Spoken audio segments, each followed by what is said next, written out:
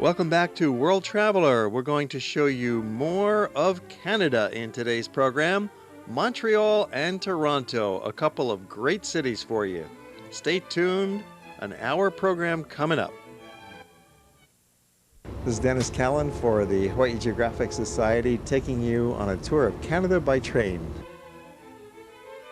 We're just leaving the city of Quebec. Hope you've been watching World Traveler. We had an extensive tour of Quebec in an earlier program.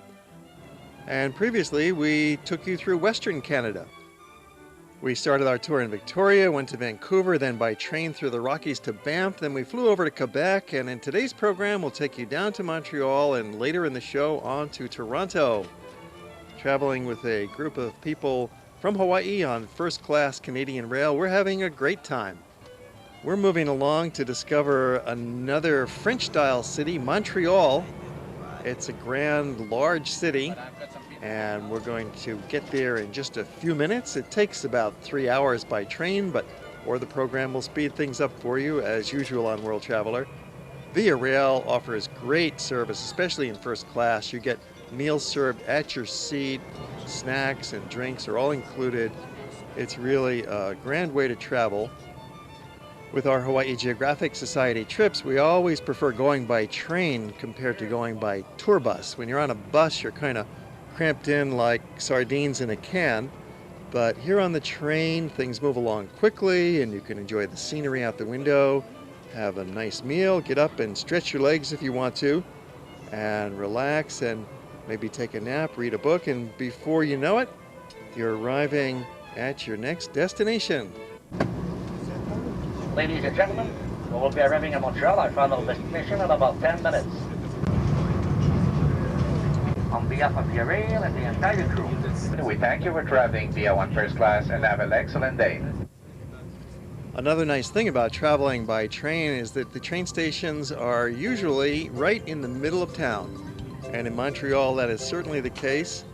We pull into the Gare Centrale, get off the train, and this is a major train station, takes up most of a city block. And the beautiful thing about our hotel in Montreal is that it's right on top of the train station. We're staying at the Queen Elizabeth, which is the largest hotel in the city, one of the best in town. And it is so convenient. We don't have to take a shuttle bus or taxis from the train to the hotel because we're already at the hotel. It's a great station. It has restaurants, there's a food court, a lot of shops down here on the main floor of the train station. And it's part of the underground city of Montreal that we'll show you a little bit later in the program, right into the Queen Elizabeth Hotel. So convenient. And this is a grand hotel. It's part of the Canadian Pacific chain. And so this is a luxury place to stay, and it couldn't be more central. So we've gathered in the lobby. Our Hawaii group is out for an orientation stroll. Generally, that's the first thing we do when we hit a city after we've checked into the hotel. Meet back down in the lobby and take off and go see some of the highlights. In this case, we want to start with the Old Town. It's about a mile away from downtown. Here's the City Hall, built in the old French style with a mansard roof. We're at the Place Jacques Cartier, right in the heart of Old Montreal. Here you'll find lots of shops and historic buildings and activities to enjoy. Buskers out on the streets performing. And the street entertainment is always free, unless you feel generous. The grand finale.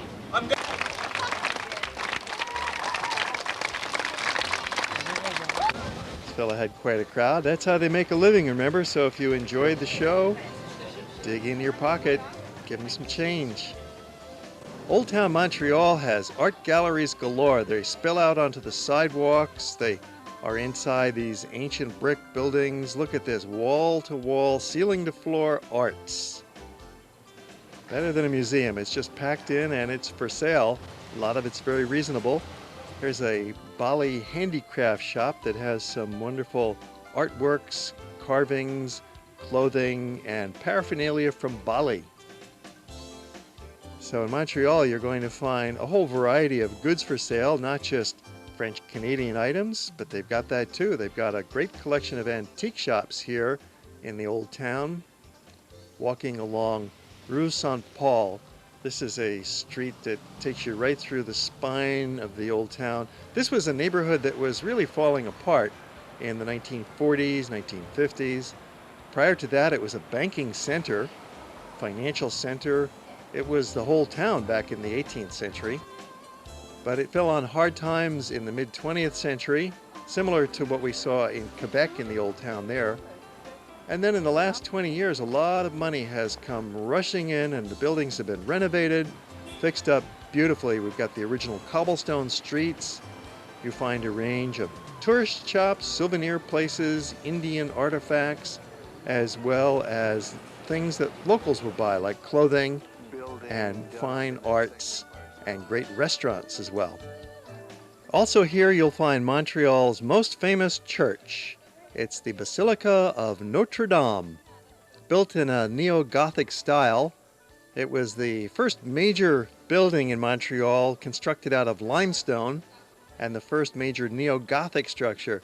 It's a huge church. It can hold 3,500 people. And in the rear is a delightful chapel rebuilt in the 1980s with an altarpiece depicting man's difficult ascent to heaven. This makes a nice break for us, and then we're back out on the city streets for some more exploring. That was our quick look at the old town of Montreal. Now we're going to shift over to downtown, the modern city. It's about a mile away from the old town. You could walk or take a taxi, which is what we did. You want to save time as much as you can when you're traveling, so we hopped over to downtown. There's our hotel again, the Queen Elizabeth behind us. It's just across the street from Place du Canada, which is a lovely little park, 1 square block. And next to it is the Dorchester Square, another nice green spot. And we're moving on to St. Catherine Street. This is the main commercial shopping strip in town. It goes for well over a mile, and it's booming. There's no vacant shops here on St. Catherine Street. They're doing real good business, and you'll enjoy shopping here too because the dollar is strong in Canada. And so you'll find good bargains on anything made in Canada, and they have a lot to offer. There's some nice old buildings that have been renovated and turned into modern interiors. They've kept the old facades and that historic feeling. It is a real great downtown street.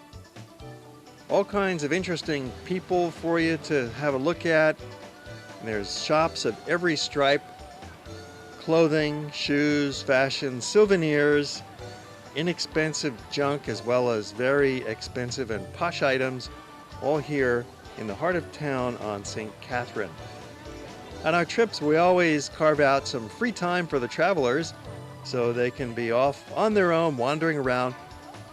And you can see from this map, these young ladies are checking out that Montreal is a straight grid system of streets, so it's quite easy to get around on your own, especially with our hotel being so centrally located.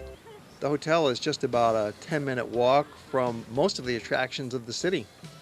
Another great street that you don't want to miss is Crescent Street, Rue Crescent. This is only about 3 blocks long, but it's packed with restaurants, some of the best restaurants in town.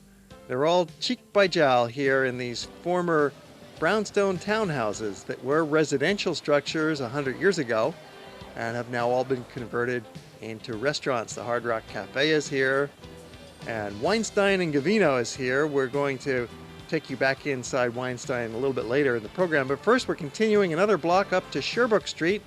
This is the posh Fifth Avenue side of Montreal. This is where the old money still lives and shops. The Ritz-Carlton Hotel is here, great dining room inside the Ritz-Carlton, and this is where the Anglos were settled in Montreal. You know, it's a bicultural city, British and French, as you'll find out when we take our tour with our local guide.